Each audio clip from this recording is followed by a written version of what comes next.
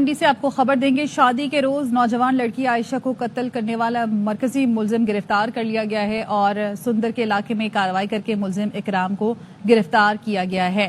मुलजिम इकराम मकतूला आयशा का बहनोई है। डीआईजी इन्वेस्टिगेशन के मुताबिक मुलजिम इकराम ने मकतूला को रिश्ते के तनाजे पर फायरिंग करके कत्ल किया था और मुलजिम वारदात के बाद मौके से फरार हो गया था।